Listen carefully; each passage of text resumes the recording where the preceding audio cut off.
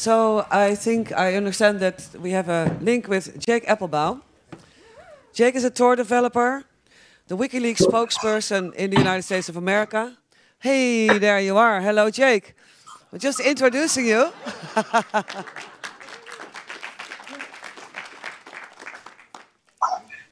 Hi, it's really quite an honor to be invited to this symposium, and I want to thank Gavin and Sarah and everyone who made this possible, especially the people at the Wild One Foundation that gave us space to be able to have this conversation. As some of you know, I'm not actually able to come to London for the same reasons as Laura, due to my reporting relating to things with WikiLeaks as well as dealing with various topics, reporting on Snowden-related issues. Excuse me, Jake. So, one moment. Sound is not good. I've been asked today to come to talk with you about anonymity, and I had a lot of commentary about a lot of the things that I've seen in the symposium. Can you tell him that and so I guess we could start by saying, in the context of operational security, it's really important not to try to engage in spycraft with spies, I think. It's basically a losing game. But if you do have an interest in this seems to be a common topic.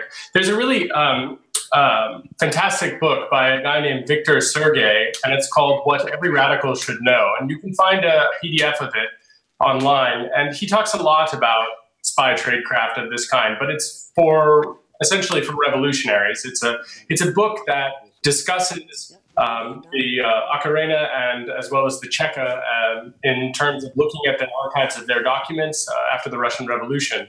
And it talks about everything in terms of this spy tradecraft, but also it talks about it from the perspective of resistance of a particular set of people who are trying to undermine, let's say, an attempt at social change. And the reason I mention that is that I think that it's important to consider that basically every effective journalist is an activist. And by that, what I mean is that you're an activist for the truth. This is something that a German journalist, Thilo Jung, has said. He says, alle Journalisten sind Aktivisten für die Wahrheit, which is all journalists are activists for the truth. And I feel very strongly about this because anything else is advertising and propaganda. And I think it's extremely important then to realize that there's an adversarial role and to think about it. That book does a good job, I think, of laying it out from a historical perspective, and there are a lot of parallels. It discusses things like social graphing, it discusses the necessity to not trust telephones. And so you can learn, of course, about how to try to obfuscate about telephones, but frankly, I just think probably you will fail. You may succeed to some extent, but only for a time, and maybe not when someone looks at historical data with different information. Intelligence gathering in particular is very scary when it comes to anonymity because these people, especially with programs like Tempora, seek to create a kind of data valence that will last for as long as it's possible. You know, the United States says with the NSA that they have data retention, which is for approximately 15 years, but since we have not yet reached the end of that 15-year cycle, I actually find that a hard to believe limit. And in any case, most people only talk about the collection phase. They don't really talk about the synthesis and analysis phase. And I think when we discuss anonymity, we have to consider that in a long time frame, the synthesis and analysis frame of reference will come to bite you in the ass. So this notion of buying prepaid cell phones, it's really just a nice Band-Aid. But the fundamental issue is that cell phones are tracking devices that make phone calls, or in some cases, for example, if you're in Pakistan, they are just simply drone magnets. They will get you killed. The metadata associated with the actual cell phone, that is your IMSI or your IMEI, that's the identifier in the SIM card or the hardware identifier in the phone. It's simply the case that that data will be cross-correlated with everyone that's called. A social graph will be built. They'll do contact chaining. From that, they will look up locations of people. From that, they will determine an optimal way to do what is called TVID, technical voice identification. They do that in real time for certain countries. For example, we know WikiLeaks talked about country X. Country X is a country in which they do that, and they do drone strikes, from what I can tell. And they do that with cell phones. So if you use, for example, a prepaid cell phone, and you make a phone call and you say something, You will speak into a phone. A machine will automatically determine that it is you, Daniel Ellsberg, in the second row there that is speaking. They will tie your identity then to that phone, and they will use that as a tracking device. And when they do a drone strike on you, if you happen to be in Waziristan, for example, then they will simply kill you. Now, this is a really interesting weapon in that if you happen to use someone else's phone quite regularly and leave it on them, maybe you could get them killed instead. Not that I'm recommending it, but it's an interesting point. They do a thing that's called PIDROV as well as TVID, which is to say that they try to do actual identification. They want to look at full motion video surveillance. And so this notion of like changing out all the identifiers, but still leaving the content unencrypted is quite frankly just a bunch of hokey bullshit spycraft. It does not work. Do not do that. Cell phones are compromised. They were designed in order to give the state an advantage. And in fact, they were designed by the telephone companies to ensure that they would have access to your content so that they could use you as a negotiating point when someone wants other things from them. For example, they're willing to give up data on you, but they want to retain control of their network otherwise. Those are compromises they make, and you are, in fact, the thing that they give up. The rest of the internet is not so different than that. So everything you have, every computer you have, there are unique identifiers, and those unique identifiers are, of course, tied to you. As you browse the web, as you search things, they build, that is, Tempora, the NSA, GCHQ related programs, XKeyscore. These programs build profiles for a thing that's called persona session collection. And if you happen to be tasked, for example, if you're Chancellor Merkel, what happens is that all the things that are associated with you, those things, they create automatic what are called soft selections and hard selections. And those soft and hard selectors essentially pull out data and associated data and get stored in what's called a corporate repository. That's just a fancy way of NSA spies saying they steal your data and they put it in a database. So when we think about anonymity, it's not just about using Tor, though I think it's a good idea to use a system like Tails, which integrates Tor and everything you do into an over Tor. It's an important thing to also consider the hardware you use. Laura mentioned, for example, yesterday, that she had this laptop. We actually bought that in New York City. A great example about anonymity is that when we went and bought that laptop, I'm absolutely certain we were physically surveilled and followed. The fact of the matter, though, is that the software, of course, helps to change some of the unique identifiers. Keeping it in your possession ensures that someone doesn't tamper with it. Using something like Tails helps. But then if you use that simply to connect to a service which has all of your true name information, there's a good chance that someone will target you with an exploit, potentially by co-opting the provider, in fact, to do exactly that, which I think does happen quite often. There's, of course, a lot of other things that we could talk about in terms of operational security. Using something like the upcoming operating system Subgraph that David Mirza will talk about, I think we're starting to understand how to build adversary-resistant computing. But fundamentally, there is a human change that needs to take place. So, for example, when Ross Anderson said, use Skype, you'll blend in, I can't speak strongly against this without saying that I think that we'll learn a lot more about this in the future. So there's a caveat here, which is that based on what people know at present, they think that using Skype will help you blend in. I don't actually think that that's true. I think that, in fact, Skype has very good surveillance. They are a PRISM partner. The crypto that is there might help you against someone in a cafe that has limited capabilities, but it most certainly will not help you against an adversary like GCHQ or the NSA. I think that those guys, they've got Skype dialed in pretty good, and they basically can surveil people on command with that. There are some caveats to it. It's not 100% perfect, but the selector-based surveillance does work. So when you type things, when you send files, that stuff is grabbed. To give you another idea, if you think that just sending a document from an anonymous email account will be safe, XKeyscore actually maintains the capability of searching through, for example, Microsoft Word documents to find specific images. That is, you have a letterhead of a, let's say, a known organization of some kind, and they happen to use the same letterhead in every single one of their documents. You can automatically extract those documents without knowing anything else at all, simply by looking through all the documents on the internet to find the selection term, which is their logo. And then everything that's related to that gets stored and tagged, and then it shows up on an analyst's desk in real time. So the answer to that is end-to-end cryptography, and of course, something like an anonymity system, something like Tor. But even then, you still have to take precautions in the rest of your life. Doing things from your own home is probably not the safest thing that you can imagine. It's probably, in fact, a very bad idea. Unless you're sending all your traffic over Tor, it's an extremely dangerous thing, because every time you update software, every time you browse the web, even when you do an innocuous thing like just watching a cat video on YouTube, that will open up as a vector a way to compromise the computer systems that are in your house, that are nearby you. And even having an air gap is not necessarily going to help with that, though it might in some cases.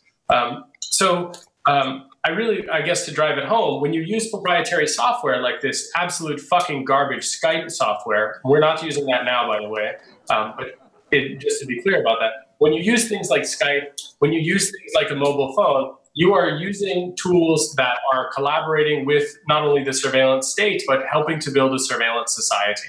So it's almost impossible to use them safely. And if we keep this in mind, that doesn't mean that you should never use them, because sometimes getting the signal out is more important. But do not believe the fallacy that there's simply too much data that you will escape the synthesis and analysis phase. That just will not happen. And that is a little bit depressing, and I realize that it's not a happy time, but there are things that are alternatives, things like Jitsi, which provide end-to-end encrypted ways of communicating. There are things like GNU-PG, which are infinitely unusable, but actually secure.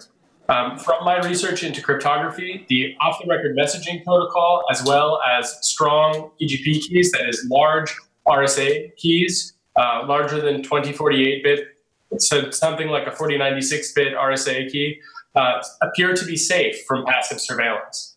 That's useful, but it is important also to consider sort of realms of compromise. If you're using OTR and someone breaks into your computer, they will not be able to decrypt the past conversations that you've had. It's a property called forward secrecy. That can help you. And what does that have to do with anonymity? When you evaluate privacy systems, for example, something like a VPN, you want this property. You want forward secrecy. You want another property. It's called free software, and that provides you with the 4 freedoms. That would include the freedom to study the software, to modify the software, to share the modification with your neighbors, and to run the program for any purpose whatsoever.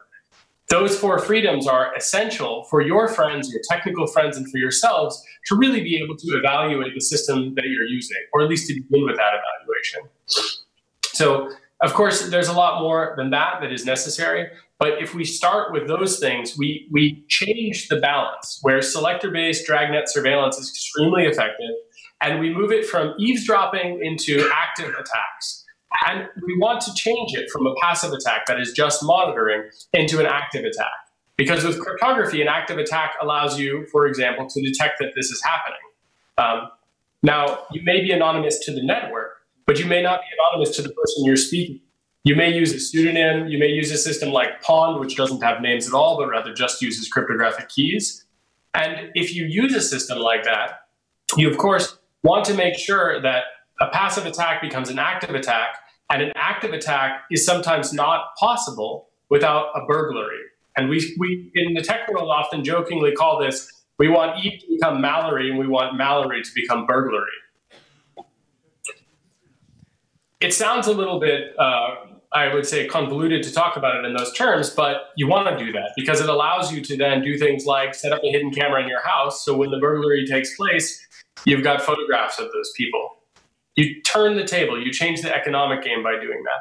So strong cryptography, strong anonymity, using, for example, something like a cryptophone, which I think the new version of it, if you're going to use a cell phone, something like the cryptophone, which has the ability to change unique identifiers, which has the ability to use IP instead of the telephone network to make end-to-end calls, to use Signal, to use Redphone. There are degrees, and there's a continuum of the amount of, let's say, anonymity or privacy you might be able to have.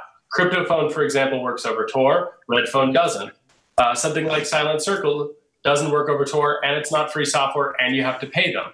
So there are, of course, different degrees relating to this. And we have to sort of decide what the threat model is. If you want to remain anonymous with a particular source, you have to put a lot of effort in right now, precisely because the entire world is geared towards not allowing you to do that. It's basically guaranteeing that if you just do things with the least amount of effort, everything about you and your devices will become known to a passive adversary. Now, there are lots of operational security related things that we could talk about. I don't think that we actually have enough time to talk about it today. But I want to propose a very simple way to think about anonymity, because I think it's a very confusing topic.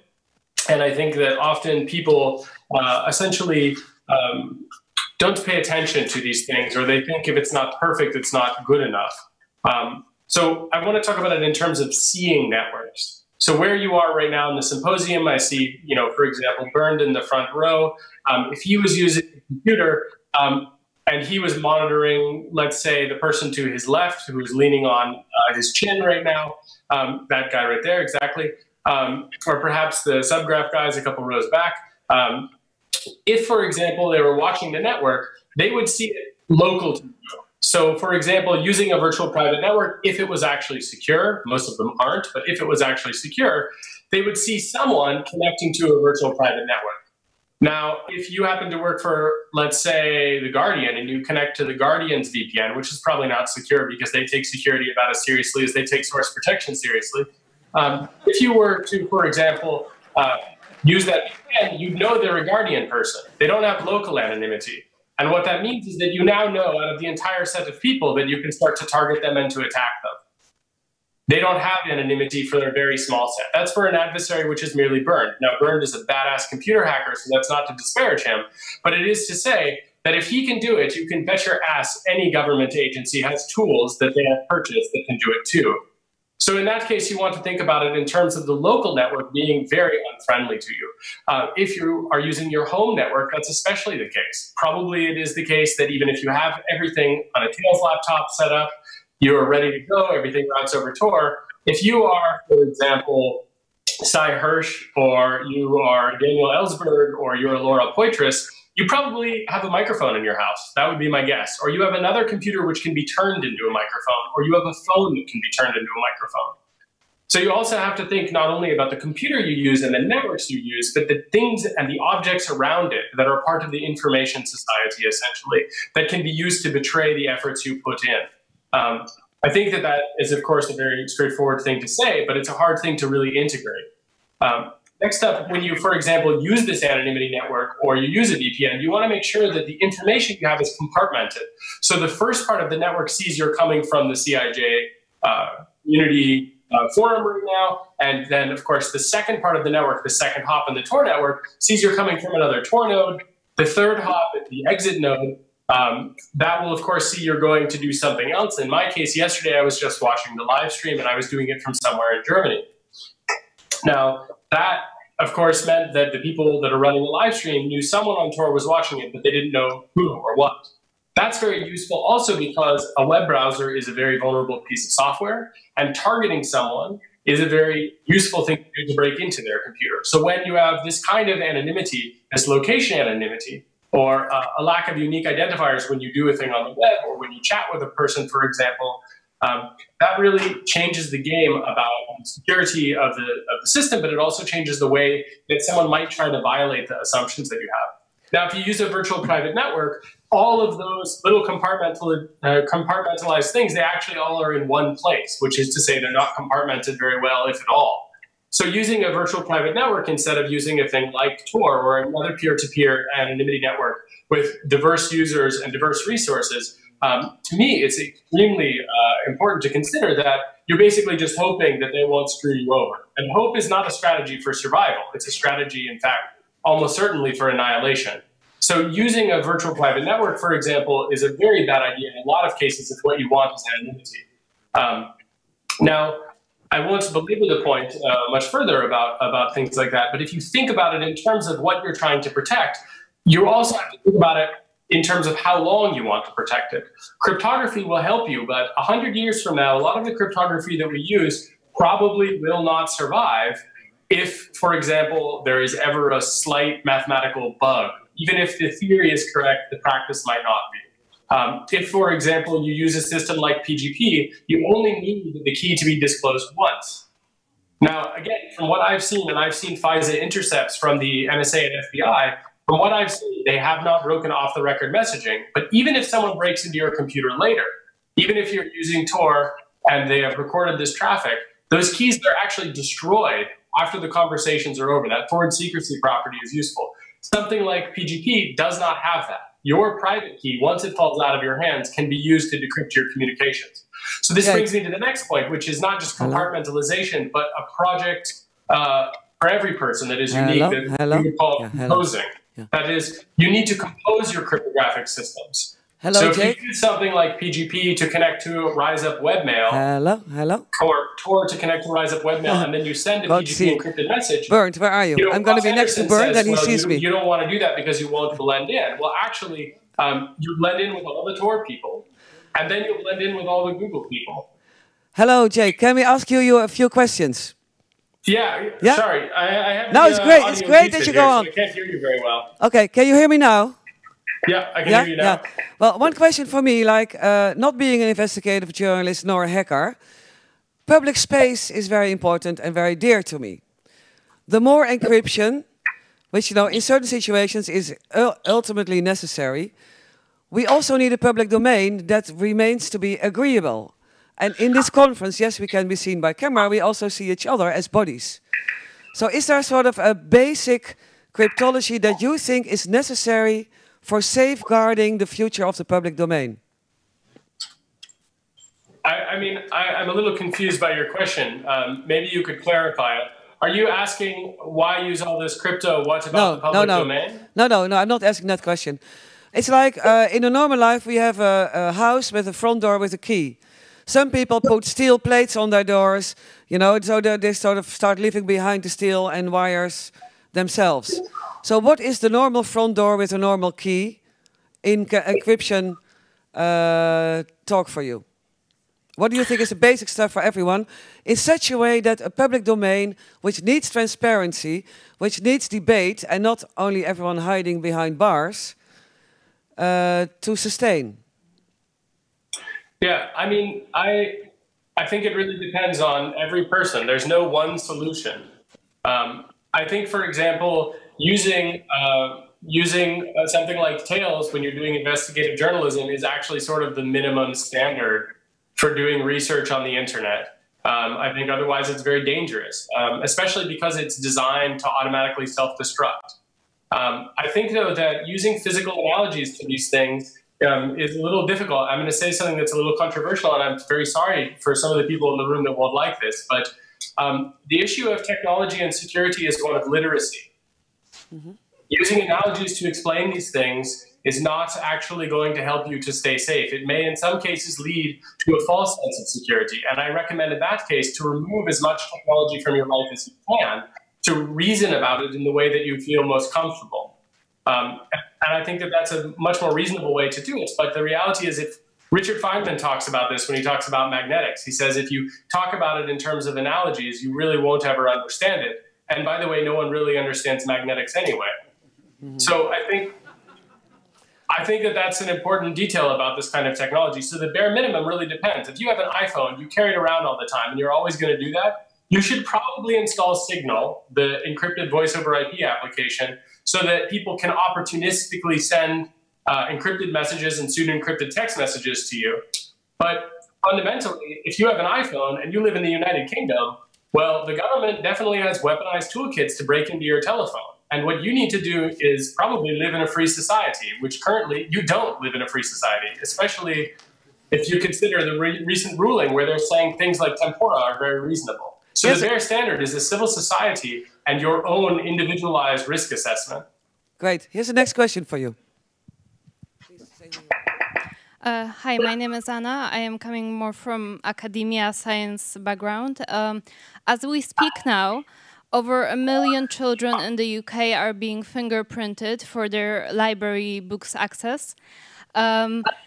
This is how we bring up children these days. They're used to being tracked. Before they can even become hackers or whistleblowers, we have data on them. The FBI has just gained access to a machine which can read your DNA in 90 seconds. My question is, first of all, are we now having a generation of new citizens who feel this is all okay, because that's how we train them to think? And are we moving into an era where it's impossible to be anonymous because of all this bio-tracking? Wow, well, that's a really easy one. Yes and no.